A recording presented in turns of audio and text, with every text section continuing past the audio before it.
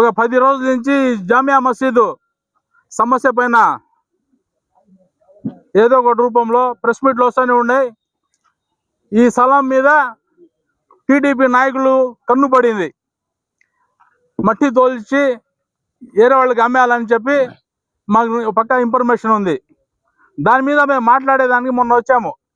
2 రోజుల ముందర వచ్చి మేము ప్రెస్ మీట్ పెట్టి అసలు మట్టి ఎందుకు తోలుతున్నారు, ఇక్కడ ఏం చేస్తున్నారు మీరు అని చెప్పి మేము అడిగి ఏదైనా ఉంటే మేయర్ ఇప్పుడు Waqf board chairman state chairman Aziz భాయ్ కాబట్టి మీరు ఏదైనా ఉంటే సమాధానం చెప్పండి, అసలు ఏం చేస్తున్నారు ఇక్కడ అని చెప్పాము.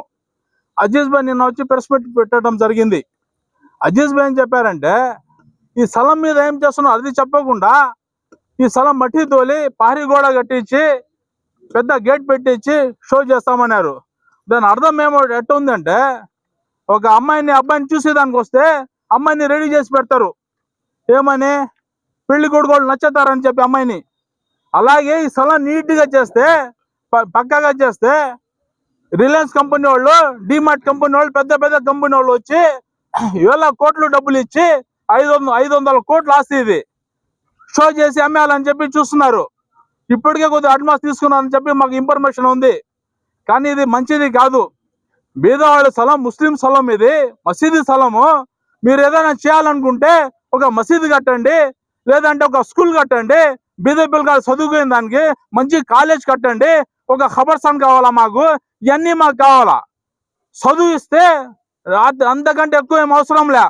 చదువు అవసరం, మసీదు అవసరం, ఖబర్స్థాన్ అవసరం. ఇక్కడ దాన్ని తప్పితే ఇంకోటి ఏదైనా కానీ ఇక్కడ చేస్తే అన్ని విషయాల మీద మేము ఎక్కడి దాకానే వెళ్తాం. ఎందుకంటే ఇది మా పర్సనల్ విషయం కాదు. మాకు ఏమని చెప్పడంలే, లేదా ఇంకొకరికి ఏమని చెప్పడంలే. ఇక్కడ కావాల్సింది మసీదు కావాలా, ఖబర్స్థాన్ కావాలా, ఒక పెద్ద స్కూల్ కావాలా. బీద పిల్లగాయల కోసము చదివించాలా. తలా 10 రూపాయలు డొనేషన్ చేస్తాము. అందరం కలిసి చేసి ఇక్కడ స్కూల్ కట్టుకుంటాం, మంచి స్కూల్ కట్టుకుంటాం, ఒక మంచి మసీదు కడతాము, ఒక ఖబర్స్థాన్ కావాలా. అన్ని ఇక్కడ అవసరం. అట్లా కాకుండా మేము అమ్మేస్తాము, మేము గోడ కట్టేస్తామంటే గోడ కట్టండి, మంచిదే. గోడ కట్టి దాని లోపల మసీదు కావాలా, ఖబర్స్థాన్ కావాలా, ఒక స్కూల్ కావాలా. దాన్ని దాటి ఏదన్నా వెళ్తే హైకోర్టు కన్నా వెళ్తాము, ఎక్కడికన్నా వెళ్తాం. దానికోసం ఆమరణ దీక్ష స్థలంలోనే కూర్చుంటాము.